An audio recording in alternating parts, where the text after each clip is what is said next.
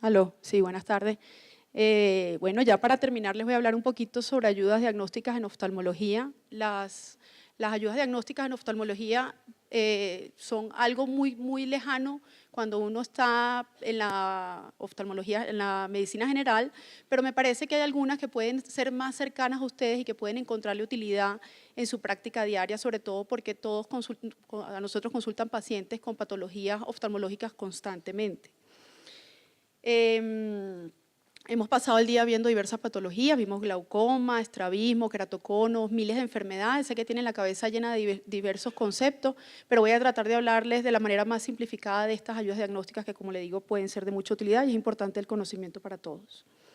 El ojo es una de las pocas o los pocos órganos que podemos visualizar directamente, tiene esa gran ventaja, nosotros podemos ver directamente las diferentes partes del ojo.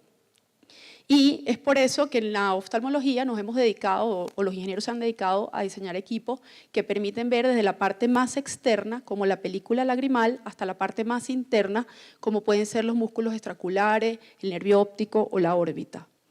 En Clofan está el afán que tenemos con el tema de las ayudas diagnósticas, que se desarrolló uno de los departamentos de ayudas diagnósticas más grandes que hay en Colombia. Tenemos 900 metros, las instalaciones son sumamente cómodas, pero sobre todo tenemos una tecnología gran avanzada y un personal calificado.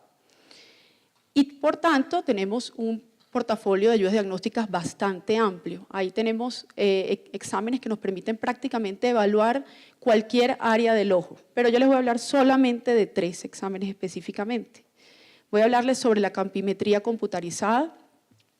Lamentablemente supe que no pudimos hoy ver sobre las enfermedades de la mácula, pero no solamente son importantes las enfermedades que alteran la visión central del ojo, hay enfermedades que afectan el campo visual periférico. Ustedes saben que uno tiene un campo visual que es casi de 180 grados y que afortunadamente ese campo visual está organizado de tal manera que uno puede identificar a qué parte de la vía óptica pertenece qué área del campo visual. Entonces, la campimetría computarizada está indicada principalmente en 2 patologías, que es el glaucoma y las patologías neurológicas, pero también se pueden usar en otras causas menos frecuentes que puedan comprometer de alguna manera el campo visual. Es un examen visual muy sencillo, se posiciona el paciente frente al equipo que ustedes pueden ver acá arribita y se le entrega al paciente un botoncito. Entonces se le pide al paciente que mire unas luces que están en el centro y él va a ver que van a aparecer lucecitas en diferentes partes de su campo visual efectivamente, y cada vez que el paciente ve una de esas lucecitas presiona el botón, indicándole al equipo que efectivamente vio la luz. De esa manera uno puede construir un esquema de qué lucecitas el paciente vio y qué lucecitas dejó de ver, y de esa manera puede identificar qué área del campo visual no está percibiendo visión. Entonces, uno puede tener reportes, a veces no tan claros y tan definidos como este, pero uno puede obtener reportes como este, en el cual uno ve que el paciente tiene un compromiso del campo visual derecho, del hemicampo visual derecho, y uno puede correlacionar estos resultados con efectivamente la vía óptica. Por ejemplo, en este caso, el paciente tiene un compromiso del tracto óptico izquierdo. Entonces, muchas veces a ustedes le pueden llegar pacientes con un resultado de campo visual y ustedes pueden correlacionar ese resultado con la clínica que ustedes están sospechando el paciente, o incluso pueden solicitar el campo visual. El campo visual es un examen que está en el POS, es un examen que no es invasivo, pero que sí requiere mucha concentración del paciente, porque el paciente tiene que tener la coordinación de presionar el botón cuando ve la lucecita, y eso requiere que el paciente tenga cierta cooperación. El resultado se entrega inmediatamente y si ustedes lo quieren, lo pueden pedir con lectura para que se les ayude la interpretación. El segundo examen del que les voy a hablar es la ecografía ocular. Ustedes saben, igual que una ecografía abdominal o que una ecografía, el principio de la ecografía es una onda que viaja y choca contra una estructura. Esa onda o parte de esa onda se regresa y es interpretada por un transductor. De esa misma manera nosotros podemos hacer ecografías del ojo y es sumamente útil. ¿En qué caso nosotros necesitamos una ecografía? ¿Por qué nosotros vamos a querer si podemos ver directamente el fondo de ojo, porque nosotros vamos a querer un examen que usa una onda sonora para ver qué estructura se va encontrando en el camino, cuando nosotros no podemos ver a través de la córnea, por ejemplo, porque hay una opacidad de la córnea o porque hay una hemorragia muy importante que no nos deje visualizar el polo posterior. En ese tipo de casos, uno puede requerir una ecografía para ver cómo está la retina. Está la retina, por ejemplo, un paciente que tuvo un trauma. Se les puede presentar muy frecuentemente un paciente con un trauma contundente y ustedes quieren saber si la retina está aplicada o no y no se ve absolutamente nada del fondo de ojo. Una ecografía, que es también un examen que está en el POS, nos puede dar esa información. Hay 3 tipos de ecografía, para complicar un poquito más la cosa. Hay una ecografía que usa una sonda de 50 MHz que se usa para visualizar la córnea. Fíjense qué bonita se ve la córnea, el iris, el ángulo iridocorneal. Nos puede incluso permitir visualizar la posición de los lentes, dependiendo de lo que uno quiera ver. Es súper útil cuando tenemos opacidades de la córnea que no nos permiten visualizar ese tipo de estructura. Hay ecografías con sonda de 10 y 20 MHz que nos permiten visualizar, como les dije ahorita, la cavidad vítrea y la retina, la coroide. Nosotros podemos ver, por ejemplo, a veces vemos tumores y no sabemos qué estructura tiene ese tumor. Uno necesitaría hacer una biopsia para saber la estructura del tumor, pero la ecografía nos puede dar datos muy importantes de cómo es la estructura del tumor, si efectivamente vamos a necesitar hacer un procedimiento u otro. Y la ecografía de 10 MHz, que es la que nosotros llamamos la ecografía estándar, que nos permite ver, como les digo, el nervio óptico, cómo están los músculos extraoculares, por ejemplo, en pacientes con tiroides, hipertiroidismo, que nosotros queremos medir el grosor de los músculos extraoculares, es muy útil la ecografía de 10 MHz. Hay otras condiciones en las que no me voy a detener, en las cuales sí se puede ver el polo posterior, pero uno quiere la ecografía para tener más información, como les dije ahorita, los tumores intraoculares. Entonces, este es un video de cómo se hace una ecografía.